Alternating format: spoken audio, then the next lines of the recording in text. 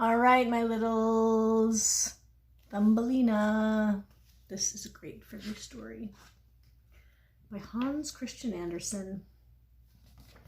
You probably know some stories by him already. Once there was a woman who wanted a child of her own so much that she went to a witch for help. The witch gave her a magic seed, which she planted in a flower pot.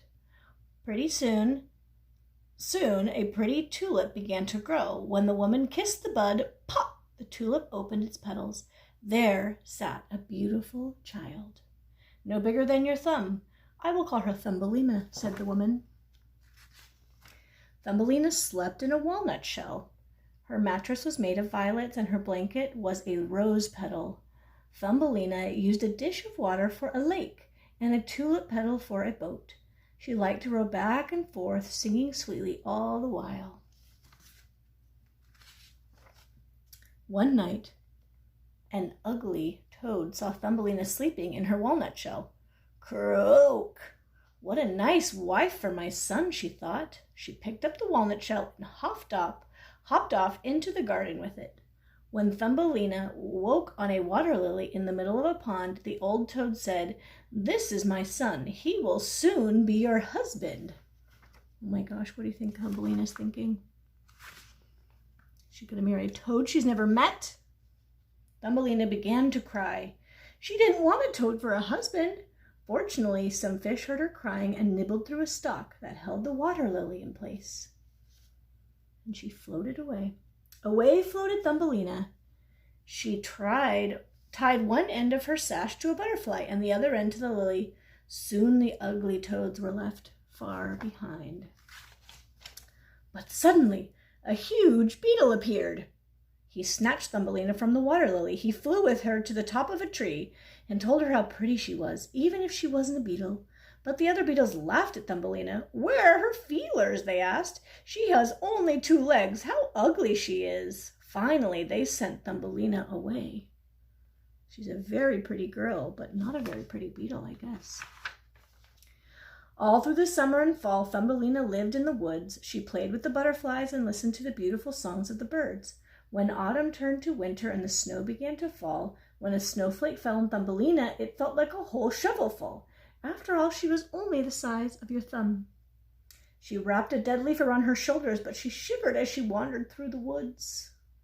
One day, at the edge of the woods, Thumbelina came upon the home of a kindly old field mouse. "You poor thing," cried the mouse, "coming out of the cold." So Thumbelina went in and warmed herself by the fire. Then the mouse had an idea. "If you will keep house for me and tell me stories, you can stay here for the winter." That was better than freezing in the snow, so Thumbelina agreed. An old mole with a fine velvet coat lived next door. "He will make a good husband for you," said the mouse, but Thumbelina didn't want to marry a mole. The mole soon came through his underground tunnel to visit the field mouse. "I have found a dead bird in my tunnel," he said. "Follow me and I will show it to you." He made a hole in the ceiling of the dark tunnel to let some light in. There on the floor lay a swallow, still and cold. Oh, how sad.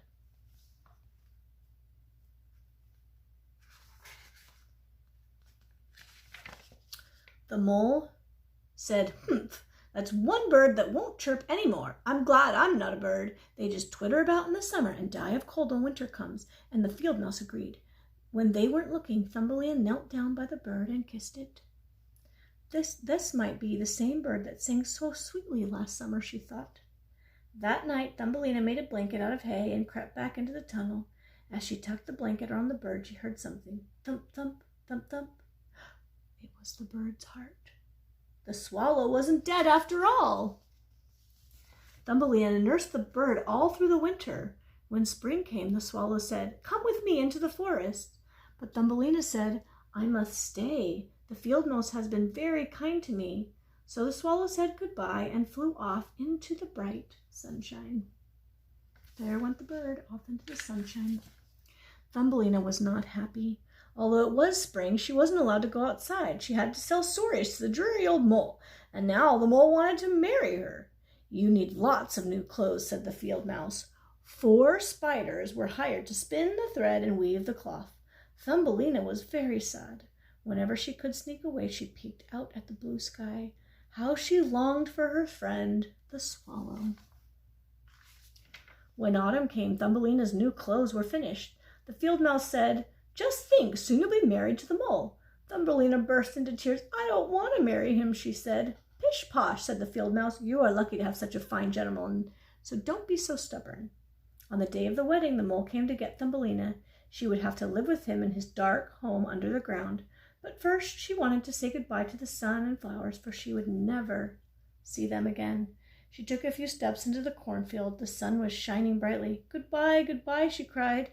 "Tell the swallow I said goodbye." Suddenly she heard something above her. What do you think it is?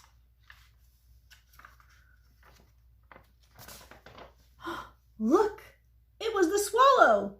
"You don't have to marry that dreary old mole," said the swallow. "Just hop onto my back. I'll take you far away from here." So Thumbelina climbed on. The bird flew high into the sky. Far below, forests and white mountains glided by.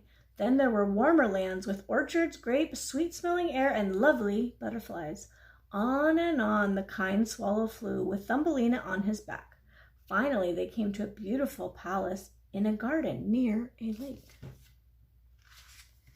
The swallow set Thumbelina down on a large white flower, and right in the middle of the flower was a tiny man with a golden crown and wings. He was the king of all the flower spirits. Thumbelina was the most beautiful person he had ever seen. He placed his crown on her head and asked her to be his queen. How different he was from the ugly toad and the dreary old mole. So of course Thumbelina said yes. All at once, tiny spirits appeared from every flower, carrying presents. The best present of all was a pair of beautiful wings with which Thumbelina could fly from flower to flower. The king said, "The name Thumbelina is not pretty enough for such a beautiful queen. I will call you Maya." The new queen smiled, and everyone was happy. As for the swallow, when it was time to say goodbye, he flew far to the north. There in his nest outside the window of a man who tells stories, the bird chirped a tale about Thumbelina and her adventures. And that's the end of our story.